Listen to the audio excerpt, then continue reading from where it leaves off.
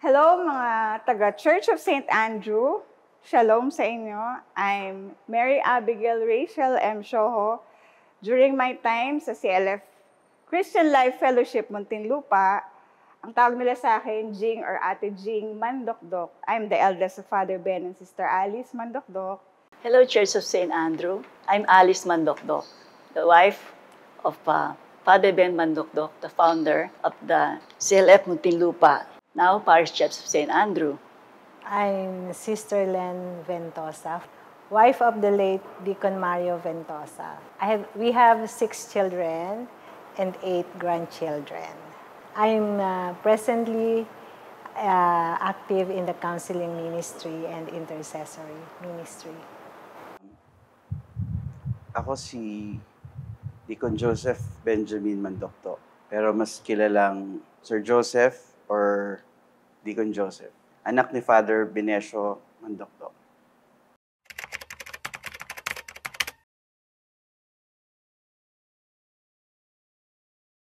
I got born again the year of 1979.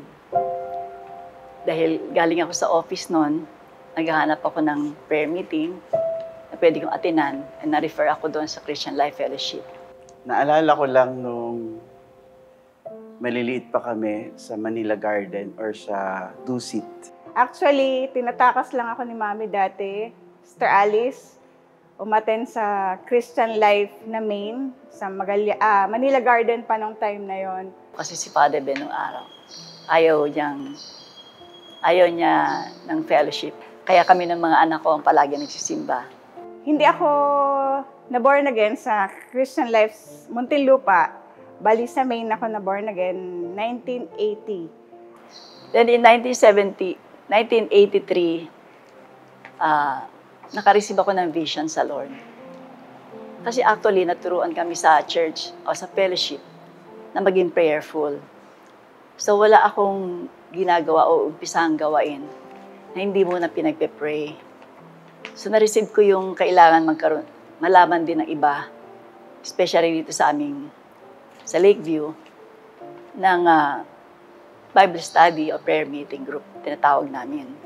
At saka maganda doon, lumaki siya talaga. Tapos yung house-to-house na yon, nagkaroon siya ng mga children ministry. Tapos from the main church sa Manila Garden, nag-i-invite siya ng mga speaker.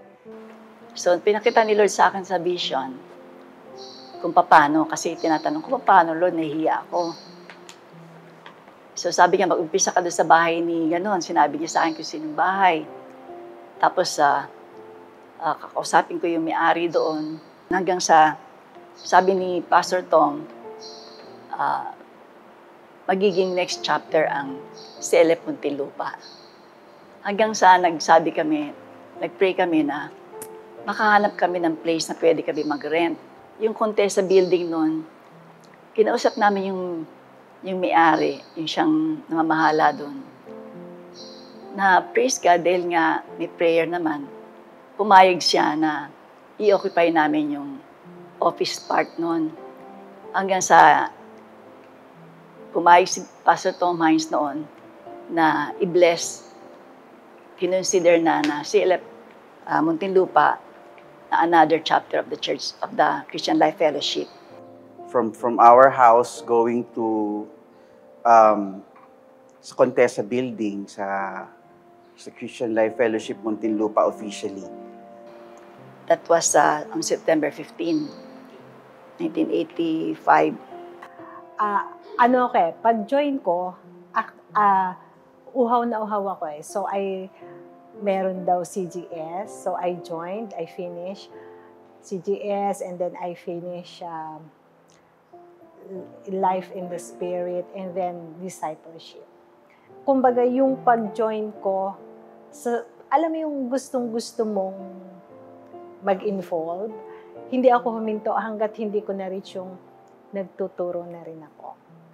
I joined Christian Life Fellowship year 1989. Yes. It happened that I was able to join Christian Life Fellowship accidentally because I was looking for a church wherein I can see Jesus more. From then on, hindi na ako umalis sa Christian life.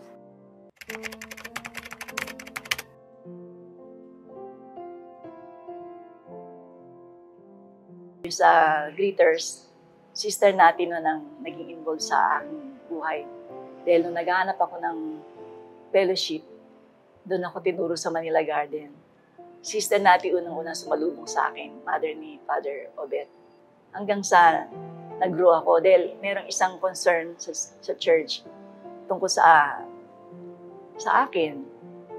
Before kasi ako nag-join ng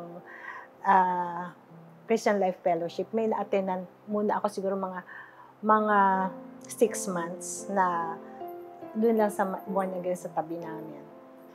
And very young Christian. Tinawag kami nung Amerikanong pastor, napakadaming tao. Sabi niya, maghawak kami ni Diko ng kamay, God will use you mightily. So isip ko, ano ba yun? Mightily na yun.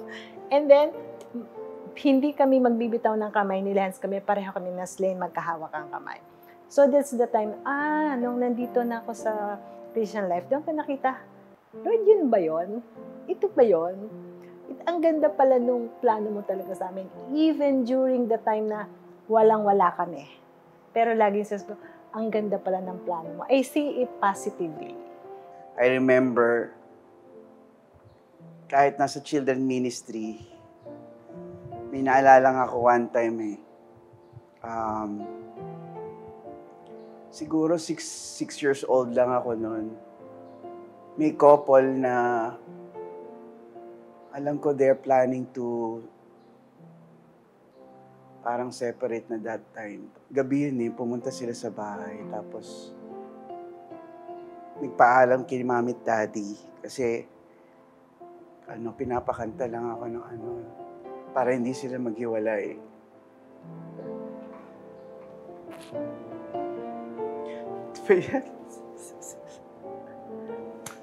I love you, Lord. Tapos,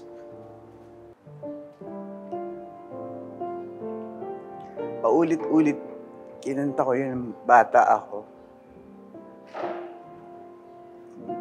Tapos, nag-minister yun sa kanila.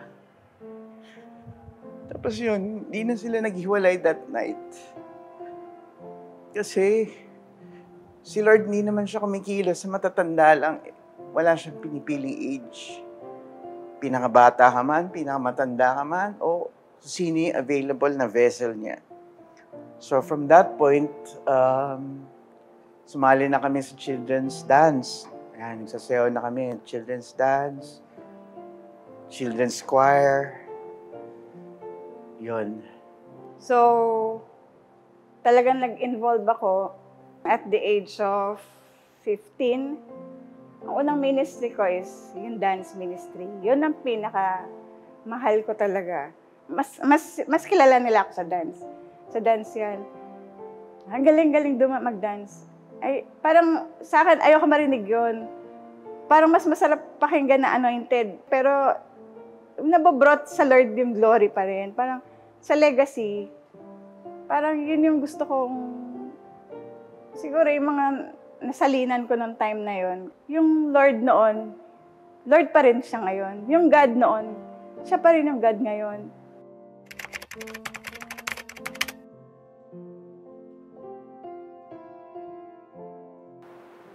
Naalala ko kasi nung time na nag-start pa lang kami, inassign ni Pastor Tom Hines si Father Ben na mag-start sa prison ministry. So kasama ng mga iba ng mga faithfuls din na mga workers sa CLF, lagi sila nagpupunta doon sa Jubilibid Prison. Diyan nag-grow, diyan nag-start kami, nag-grow. Kaya nakikita namin yung contest sa building. Actually, alam ko, gift din yan ni Lord Nakikita namin saan bagay yung isang tao sa gift na meron siya. Actually, si Sister Alice kasi is my discipler, no? And of course, si Sister Noemi Sarohi sa Bible study. Nung nakikita ko si Sister Alice, bago pala ako, sabi, ay, Lord, gusto ko maging ganyan. Yung tumatayo, nagtuturo. Kasi po, hindi mo ako magaling sa Bible, paano magtuturo. Pero yun pala, magpapakilala muna sa'yo si Lord.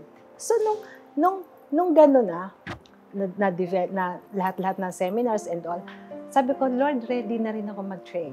Tatayo ka because kilala mo yung Diyos na ipagmamalaki. Kaya yung mga may gift naman din magturo, binibigyan namin assignment sa mga training natin. Yan nga, merong CPC, merong mga seminars sa LSS, may DTC, at ganun din naman yung mga sa Children Ministry. Ang natatawa ko kay Lord, nandalhin niya ako sa Bible study, magtuturo ng Bible study. Lord, tsak na ang dadalhin sa akin yung mga lugar na, mga bahay na malalaki din. Siyempre, iniisip ko, no? Lord, bakit sa putikan mo ako dinala? Gusto mo pa nakabistida, naka-shoes. Pero bakit, Lord, nakaya ko yun? Ba't tuwan-tuwa ako? Ba't hindi ako sumusuko? Kasi pala, doon ko nakita, ay, yung pagmamahal ni Lord, nasa akin na pala. Parang, kaya ko na pala lahat eh. Kasi, Lord, mahal mo ako eh. Ito ibibigay ko sa iba. Yun yung bagay na sabi ko, Lord, gamitin mo ako hanggang sa may hininga ako. Yun pa rin ngayon ang sinasabi ko palagi. So, si Brother Elmer Gasang ang naging head ng dance ministry dati. Napansin ko yung time na yon, sa dance ako talaga. Parang yun yung nasa heart ko. Eventually, 1989, nalipat si Brother Elmer sa Marinduque. Kaya ako ang sumunod na nag-lead ng dance noon. Parang, sige, na binigay sa akin ni Lord tong ministry na to, na tong dance na to, i-equip ko yung sarili ko. First and foremost, si Father Benesio at si Sister Alicia. Kasi imagine ninyo, nung magka-college ako noon, ayoko talagang mapunta sa church. Haaminin ko yun. Kaya ako nag-isip ng course na malayo. At wala pa sa simbahan natin that time. So, I took up mass communications. Nang meron pa lang tayo na yung newsletter in the Lord Our Banner. Sila yung nakita kong by faith, hindi sila sumuko. Madaming mga instances na lumaban sila sa yung faith nila. Kaya sumunod din ako sa yapak nila. Yung sinasabi kong course na yon, hindi man ako sa nagbabalita ng mga nangyayari sa kabuuan ng Pilipinas at mundo, nagbabasa naman ako ng balita ng ating Panginoon sa altar.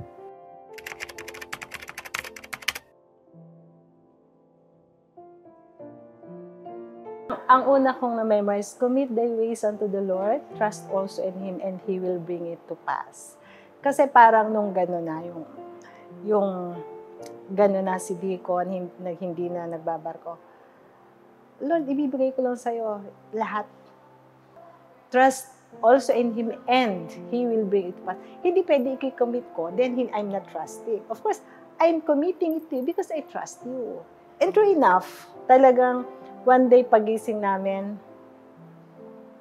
inaayos na ni Lord lahat, unti-unti, and then bumalik na sa dati. Anong pinatunayan ni Lord? Trust in me, and I will bring it to pass. Siguro sa dami ng memory verse.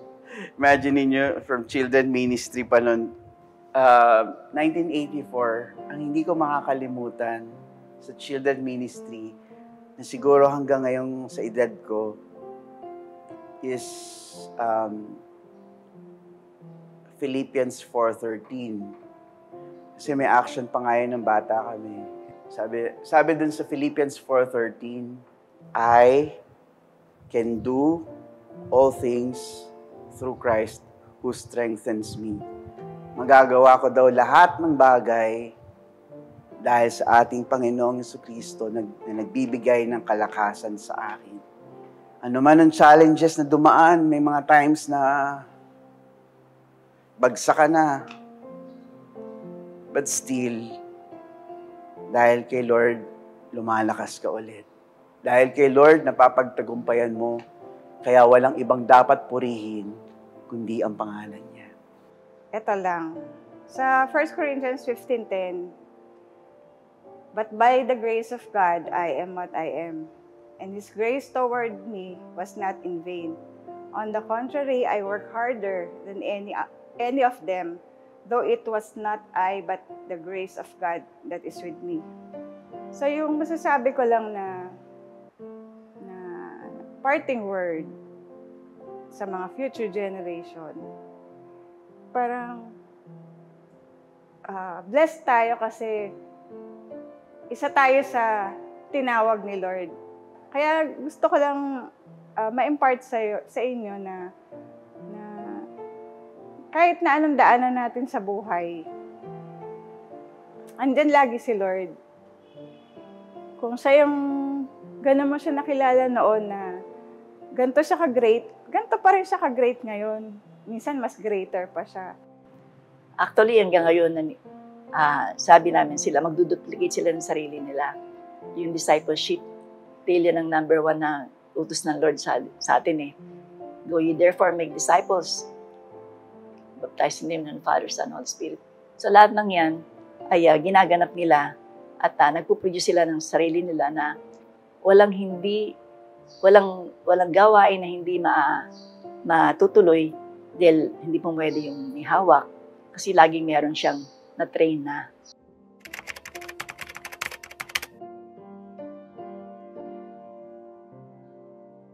Actually, ang talagang journey wherein mas nakilala namin si Lord is nung tawagin si Deacon Mario bilang mag-full-time. The good thing is, ganun ka-faithful si Lord. Katulad ng sinasabi ni Jesus na, sumunod kayo sa akin, walang dadalhin, no? Kahit yung fishnet nila and all. Kami ganun. Sumunod kami ng, as in, hindi prepared. Wala kaming ganong kalaking pera sa bangko. Pero, ang galing-galing ni Lord kasi doon kami mas lumalim ang pananampalataya. Doon ko nakita na siya pala yung Diyos talaga nagpo-provide. Actually, also the ministry, because the ministry makes me whole. No? Makes me whole as a person, makes me whole as sa family. Parang yun ding love namin Deacon for each other. So, mas nagamit kami ng Panginoon naski sa mga couples ministry. Isa pa sa naalala ko, yung value ng commitment. Hindi ibig sabihin, ang meaning ng commitment, kahit sa huling hininga mo, kaya mong mag-serve sa ating Panginoon. Siguro yung sa faith, nakakatuwa lang kasi siguro dahil ang magulang ko si Father Ben and Sister Alice. Pag dumadating yung time na parang ang hirap.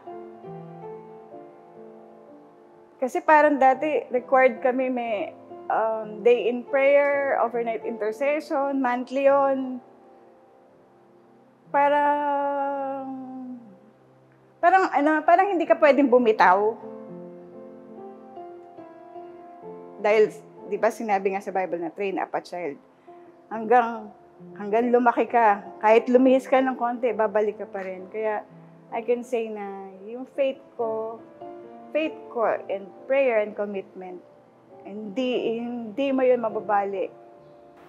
Sa involvement ko ngayon sa church, nasa prayer ministry ako ngayon. Pero kung ano man yung plano pa ng Lord sa nalalabi pang panahon ng buhay ko na to, puro sa Kanya na rin naman eh. Wala ako ipapapalit na ibang panahon sa paglilingkod sa Kanya. Dahil ito na yung sinasabi ng bonus years na binigyan ng Panginoon. Sabi niya, darating yung time, pagputi ng buhok mo, pagtanda mo, hindi kita iiwanan. Aalagaan kita. Sabi niya, tutulungan kita. Kaya kung saan niya man ako gustong gidalahin, sa panahong darating, mangyari yung kalooban niya. Dahil pangako ng Panginoon yan, hindi niya tayo iiwanan, pababayaan. manatili lang tayong tapat at gumaganap ng ating dapat gampanan.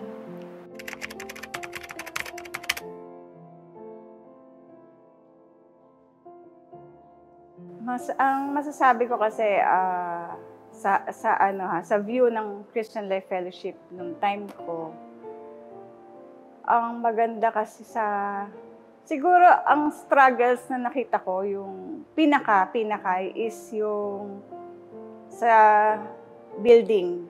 Kasi yun yung time na sinisequester yon. Kaya lang ang kagandahan kasi nung time ng Christian Life is, though may mga struggles, hindi namin nararamdaman yun eh. Dahil nga, inuumpisahan pa lang yung church, yung sa mga tao. Kasi doon nabuo yung mga Bible studies and evangelism. Yun pa yung mga soul winning para mag-grow yung church. Pero ang maganda sa kanila kasi, kasalanan ko. Sorry kung na-offend ko, na-offend kita, Sister Alice, or Sister ganto. May ganon. Tapos, the next pagsaserve, mas gagalingan mo. Hindi siguro, sa iba, sabihin mo struggle na challenges. Pero yung, para piliin ka talaga ni Lord na mag-serve, gaya ni Father Ben, Sister Alice, hindi siya madali. Kasi yung time na yon parang hindi madali na magkaroon ka ng parents na pastor. Kasi dumating yung time na